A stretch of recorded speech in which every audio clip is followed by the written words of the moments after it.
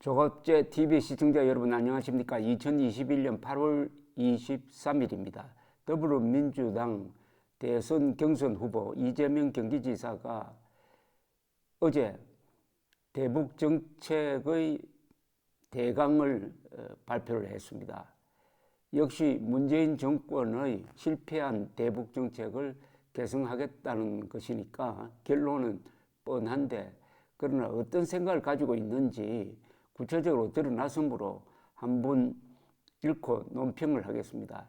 문재인 정부가 만든 남북관계의 토대 위에서 새롭고 전면적인 변화를 만들어내겠다라고 했습니다. 이 문장이 문법에 안 맞습니다. 남북관계의 토대 위에서 전면적인 변화는 불가능하죠. 남북관계의 토대를 개선하는 정도니까 이것은 전면적인 변화라는 게 있을 수 없습니다. 그러니까 문재인 정권의 실패한 대북 정책을 개선하겠다고 해놓고는 전면적 변화를 하겠다고 또 변명을 하는 거죠. 아마 문재인 정권의 대북 정책이 비핵화 사기극이었다는 것을 알기는 아는 모양입니다. 실용주의를 뼈대로 하겠다고 했는데, 실용주의라는 게 국가 이익을 중심으로 하는 게 실용주의인데, 문재인 정권은 김정은의 이익을 중심으로 하는 대북 정책을 펴가지고 북한의 핵 능력은 향상이 되고 대한민국의 북한의 핵에 대한 대처 능력은 약화시키고 한미동맹도 약화시켰습니다. 거기에 대한 비판 없이 개선하겠다고 했습니다. 동교동에 있는 김대중 전 대통령 사저에서 기자회견을 열었다는 건데, 이것도 말이 안 됩니다. 대한민국의 대북 정책의 근본적인 회의를 가져오도록 만든 게 바로 김대중 전 대통령입니다. 김대중 전 대통령이 2000년 6월 김정일을 만나가지고 6.15 선언을 했는데, 이 6.15 선언이 만학의 근원입니다. 거기서 이런 공약을 발표했으니까 결국 김대중, 노무현, 문재인으로 이어진 좌파적, 굴종적 대북 정책을 이어가겠다는 선언을 한 셈입니다. 이 말은 근사하게 할 수가 있죠. 말을 못 해가지고 공약 못 만드는 사람 봤습니까? 대전환의 시대, 통일 외교 정책 역시 이념과 체제를 뛰어넘어 남북 모두의 성장과 발전에 도움이 되는 실용적 방향으로의 전환이 필요하다. 이 문장은 전부 거짓말입니다. 첫째, 이념과 체제를 뛰어넘는 정책이라고 그랬습니다. 아니, 대한민국과 북한의 대결은 이념 대결입니다. 같은 민족인데 왜 이렇게 원수가 되었느냐? 북한은 공산 독재를 지향을 하고 대한민국은 자유민주주의, 개인의 자유를 소중하게 여기고, 북한은 오직 한 사람의 존엄을 위해서 2,500만을 노예로 만들고, 대한민국은 5천만 한 사람 한 사람이 다 존엄한 존재인, 바로 이념과 체제가 달라서 대결을 하고 있는데, 그걸 다 뛰어넘더랍니다. 그걸 다 무시하자는 겁니다. 그건 무슨 말이냐? 개인의 자유 소중하지 않다. 대한민국의 자유민주적 기본 질서 소중하지 않다. 그럼 뭐가 소중하죠? 집권을 위해서 국민을 속이는, 평화를 내세워가지고 쇼하는 그런 정책을 펴겠다는 그런 고백을 이렇게 복잡하게 합니다. 대전환의 시대, 통일 외교 정책이 역시 이념과 체제를 뛰어넘어 남북 모두의 성장과 발전에 도움이 되는 실용적 방향으로의 전환이 필요하다. 이념과 체제를 뛰어넘는 그것은 공상이지 속임수지 실용적인 방향이 아닌데, 실용적 방향이라고 했습니다. 이 문장은 문법에도 맞지 않을 뿐만 아니라 논리에도 맞지 않습니다. 그러니까 이 천박한, 이렇게 수준 낮은 문장은 또한 처음이네요. 과거에 김대중, 노무현, 문재인의 헛소리보다도 훨씬 더 심한 헛소리입니다. 한번 다시 읽어드릴까요? 대전환의 시대, 통일 외교 정책 역시 이념과 체제를 뛰어넘으라고 했어요. 남북 모두의 성장과 발전에 도움이 되는 실용적 방향으로의 전환이 필요하다. 요거 제가 조금 빗대어 비교를 하겠습니다. 여기 좋은 말만 다 늘어났습니다.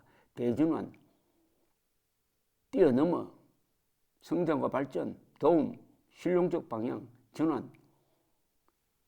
이렇게 좋은 말만 늘어놓으면 사람들을 속일 수 있다고 생각하는데, 제가 지금부터 한번 여러분들을 테스트 한번 해보겠습니다. 제가 하는 말에 무슨 모순이 생기는지.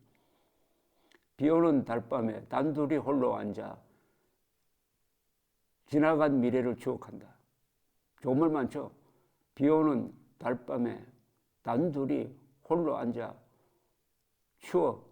근데 그게 맞습니까?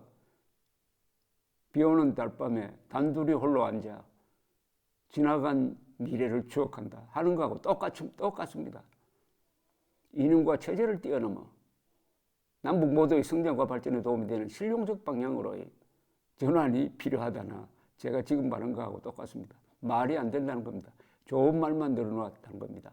좋은 말을 비상식적으로, 비논리적으로 늘어놓았는데 이걸 이렇게 하는 것은 우리 국민들은 이렇게 하면 속는다. 실용, 대전환 이렇게 쓰면은 속는다. 대한민국 국민을 만만하게 보는 겁니다. 대한민국 국민이 세계에서 학력이 가장 높습니다. 대학 진학자가 80%나 됩니다. 그런데도 속는데도 1등입니다. 속이는 사람들이 워낙 뛰어나서 그런 모양인데 국민을 또 테스트하려고 들고 있습니다. 이 지사는 이어서 한반도 평화 정착을 위한 최우선 과제는 북핵 문제 해결이다. 조건부 제재 완화와 단계적 동시 행동 구상을 밝혔습니다. 이 지사는 북한이 비핵화 약속을 지키지 않을 시 즉각적인 제재 복원을 전제로 해가지고 북한의 비핵화 조치와 그에 상응하는 대북 제재 완화 조치를 단계적으로 동시에 실행하는 것이다. 북한이 먼저 핵을 포기하도록 하거나 일괄 타결하는 빅딜 방식은 성공 가능성이 낮다. 비핵화에 대한 합의와 이행을 단계적으로 동시에 추진하는 것이 현실적이고 북미 양국에서도 실용적이다. 이거 비판할 가치가 전혀 없습니다. 말을 워낙 복잡하게 했으니까요. 다만 북미라고 하면 안 되죠. 미북이라고 해야죠. 여기에 벌써 북한 노동당 정권을 우리의 동맹국보다 더 우선시키겠다는 한미동맹 해체나 주한미군 철수를 겨냥하는 이런 북한의 대남 적화 노선에 동조하고 있다는 말이 바로 여기 나옵니다. 북미라고 하는 정치인은 국민 자격이 없습니다. 그리고 이해관계, 공동체의 이해관계에 대한 자각이 바로 이념이라는 겁니다. 이념이 부족하면은 그냥 다른 사람들이 북미 하니까 북미하고 따라갑니다. 그리고 여기서 북한이 먼저 핵을 포기하도록 할 수 있는 방법이 없다고 했습니다. 자, 그러면 어떻게 해야 됩니까? 우리가 핵무장하는 수밖에 없습니다. 북한이 핵을 먼저 포기하도록 할 수 있는 방법이 없다라고 아예 포기를 해버렸습니다. 성공 가능성이 낮다고 했어요. 그러면은 어제 발표할 때 어떻게 하면 핵 대 핵의 균형을 맞출 거냐 하는 걸 발표를 했어야죠. 전술핵 재배치를 요구하겠다든지 나토식의 핵 공유 협정을 하겠다든지. 이 지사는 한반도 운전자론을 내세운 문재인 정부를 계승하여 북핵 문제 해결에서 한국 정부의 주도성을 강화하겠다고 했는데 이거는 말이 안 되는 게 문재인 정권이 한반도 운전자론을 제기를 했지만 실제로는 운전대를 김정은에게 맡겨가지고 김정은과 트럼프가 한반도 문제를 논의하고 결정하도록 맡겨버렸습니다. 운전대를 놓아버렸어요. 그런데 무슨 또 한국 정부가 주도를 한다는 겁니까? 한국 정부의 주도성을 강화하겠다고 했으니까 이게 조금 꺼림칙했던 모양이죠. 이지라는 또 한반도 평화 경제 수립을 약속했는데 이 평화경제란 말은 문재인 대통령이 만들어낸 말입니다. 세상에 평화경제가 있습니까? 평화가 무슨 화폐입니까? 한반도 평화경제체제, 이거 또 속임수입니다. 요게 한반도 평화경제체제가 왜 속임수냐 하면은 한반도 평화경제체제라는 게 공상이기 때문입니다. 이 지구상에는 사회주의 계획경제와 자유시장경제밖에 없습니다. 그 중간에 약간 혼합된 것이 있을 수는 있습니다. 뭐 경제민주화라는 말을 가지면 약간 혼합할 수 있지만 기본적으로 경제민주화든 뭐든 시장경제냐 계획경제냐입니다. 근데 그 사이에 평화경제가 있대요. 평화를 앞세워가지고 속여 먹자는 건데 그게 6.15 선언에 들어가 있습니다. 그게 민족경제라고 나옵니다. 민족경제의 균형발전을 위한 균형발전에 의한 공동번영 이렇게 되어 있습니다. 민족경제의 균형발전에 의한 공동번영, 그게 거짓말이거든요. 민족경제 없거든요. 평화경제 없거든요. 그러니까 공동발전을 하면 어떻게 됩니까? 남북한이 공동발전하면 남북한의 균형발전이라고 그랬습니다. 균형발전. 민족경제의 균형발전에 의한 공동번영, 이것도 거짓말이거든요. 민족, 균형, 공동 이런 거 좋은 말을 늘어놓고 거짓말 하는 겁니다. 민족 경제의 균형 발전하려면 남북한이 같은 급이 되어야 되는 것 아닙니까? 대한민국은 1인당 국민소득 35,000달러니까 그 중에서 한 18,000달러를 북한에 넘겨주어가지고 북한하고 남한이 1인당 국민소득 16,000달러로 맞추지 않는 한 불가능합니다. 그런데도 민족경제의 균형발전에 의한 공동번영이라고 거짓말을 하고 있는데 그걸 이어받은 게 바로 한반도 평화경제라는 또 다른 거짓말입니다. 이제 하도 거짓말을 많이 해놓으니까 안 먹히니까 평화경제란 말을 가지고 왔는데 이 지사는 평화가 경제발전으로 이어지고 경제협력이 평화를 공고히 하는 평화와 경제의 선순환 체제를 의미한다고 설명했습니다. 지극히 공론입니다. 지극히 관념적입니다. 이런 말을 하는 사람은 벌써 속임수가 들어가 있다는 것을 스스로 증명하는 거죠. 다시 한번 읽어드리겠습니다. 이게 무슨 말인지 한번. 평화가 경제발전으로 이어지고 경제협력이 평화를 공고히 하는 평화와 경제의 선순환 체제를 의미한다고 설명을 했는데 첫째, 평화가 경제발전으로 이어지고 근데 평화가 오려면 북한 핵이 없어져야 되는데 아니죠. 사실은 김정은 정권이 없어져야 되죠. 김정은 정권이 존재하는 한 한반도에 무슨 평화가 있습니까? 김정은 정권의 목표가 대한민국 없애버리겠다는 건데 그것도 핵으로 없애버리겠다는데 그런데 처음부터 전제가 틀려먹었다 이겁니다. 평화가 경제발전으로 이어지고 그 다음에 경제협력이 평화를 공고히 하는 경제협력이 불가능하죠. 왜 불가능하냐? 경제협력이라는 것은 주고받아야 되는 겁니다. 그런데 이 김대중 노무현 문재인이가 말한 경제협력은 그 협력이 아니고 대북 퍼주기였습니다. 단 한 번도 대가를 요구한 적이 없어요. 대북 퍼주기인데 이걸 경제협력이라고 거짓말을 하는 겁니다. 그렇게 하면 평화를 공고히 하는 것이 아니라 대한민국의 대북 굴종이 공고히 되는 거죠. 전부 거짓말입니다. 거짓말을 해도 어떻게 이렇게 거짓말을 많이 하는지. 그 다음에 남북이 이미 합의했지만 제재 대상으로 묶여있는 개성공단, 철도, 도로 연결 및 현대화 등의 이행을 위해 유엔의 포괄적 상시적 제재 면제를 설득하겠다. 이거 되지도 않을 이야기를 또 합니다. 이게 이재명이가 할 수 있었다면 문재인이 왜 못했겠습니까? 문재인 못하잖아요. 대북 제재가 지금 미국이 하는 겁니까? 대북 제재는 유엔 안보리에 의해서 하는 겁니다.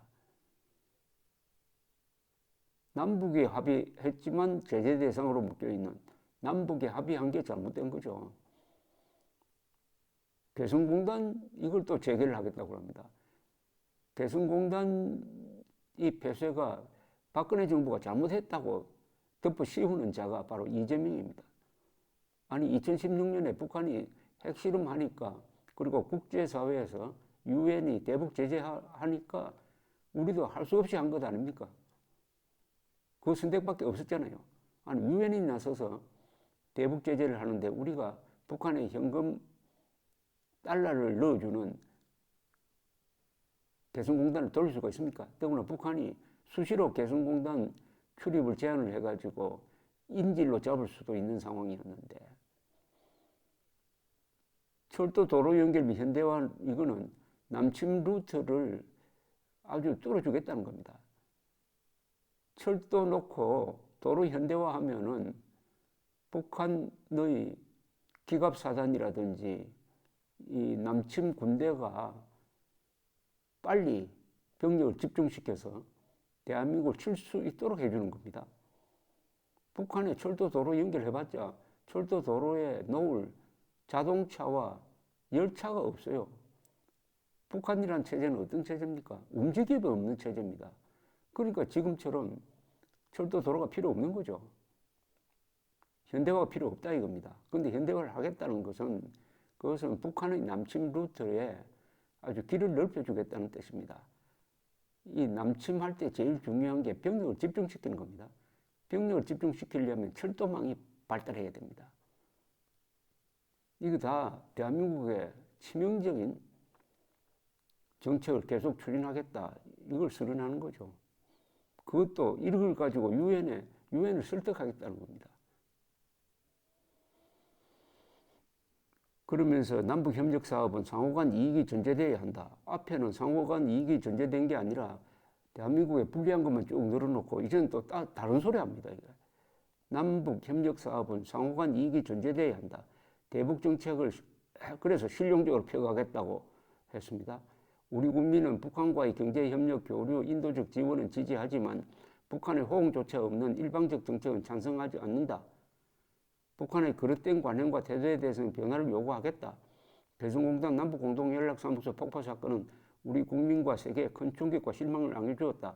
북한이 잘못하면 잘못한다고 분명하게 우리의 입장을 밝힐 것이다. 그때는 왜 안 밝혔어요? 그걸 앞으로 밝힐 일입니까? 이게 작년에 일어난 일인데 앞으로 그렇게 하겠다는 거 아닙니까? 이거 뭐 코미디 수준입니다. 이 정도면. 그러나 이게 위험하죠. 이 사람이 지금 여권에서는 1위, 대통령 후보감 지지도 조사에서 1위로 나오니까, 이 지사는 미국은 유일한 동맹이고 중국은 전략적 협력 관계에 있다. 어느 한쪽을 선택해 스스로 운신의 폭을 좁힐 이유가 없다. 어느 한쪽을 선택한다는 말은 이재명이가 지어낸 말입니다. 미국도 우리 보고 미국과 중국 중에 한쪽을 선택하라고 강요하지 않습니다. 그리고 말하자면 문제를 스스로 만들어가지고 자문자답하고 있는 겁니다. 미국은 유일한 동맹이고 한국은 전략적 협력 관계에 있다. 어느 한쪽을 선택해. 이 문장대로 한다면 미국을 선택할 수밖에 없죠. 유일한 동맹국과 전략적 협력 관계에서 아무래도 동맹이 최우선 아닙니까? 그래 놓고 하나를 선택할 필요가 없다라고 자문자답하는데, 예, 근데 이 문장은 이런 문장과 마찬가지입니다. 금덩어리와 돌덩어리가 있는데 그 중에 하나를 선택할 필요가 없다라고 이야기하는 겁니다. 미국과의 동맹 관계는 금덩어리고 전략적 협력 관계라는 것은 그것은 돌덩어리입니다. 뭐 조금 뽑히면 쇠덩어리 정도는 되겠네요. 그럼 금덩어리하고 쇠덩어리 중에서 하나를 선택할 필요가 없다. 그런 말이 성립이 됩니까? 그러니까 이게 전부 이런 식입니다. 국민들을 한번 우습게 보는 겁니다. 그런데 이 모든 게 헌법 위반입니다. 헌법 위반 중에서 어느 조항 위반이냐? 헌법 제4조. 대한민국은 자유민주적 기본 질서에 입각한 평화적 통일정책을 추진한다. 이렇게 되어 있습니다. 자유민주적 기본 질서에 입각한 통일정책을 추진해야 된다는 겁니다. 자유민주적 기본 질서가 뭡니까? 개인의 인권, 선거의 자유, 언론 자유, 그리고 사유재산권 자유, 무엇보다도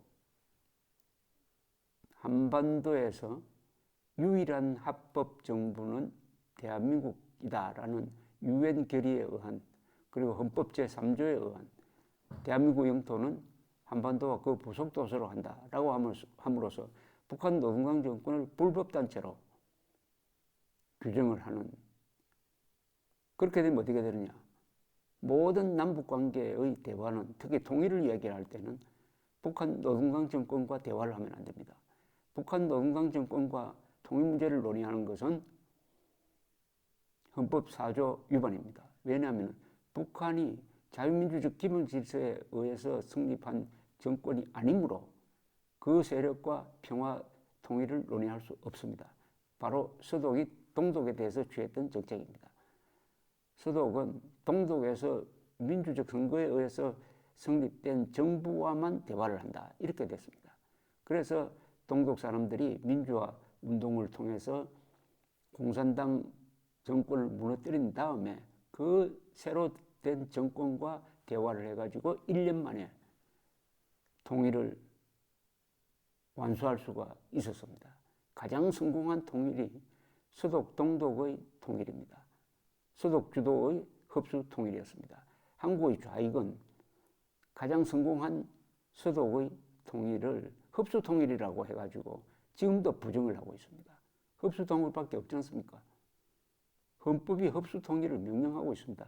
자유민주적 기본 질서에 입각한 평화 통일은 줄이면은 평화적 방법에 의한 자유 통일인 것입니다. 이런 헌법에 대한 우리 대한민국 정부의 대원칙을 싸그리 무시한 이재명의 한반도 구상은 다 헛소리입니다. 감사합니다.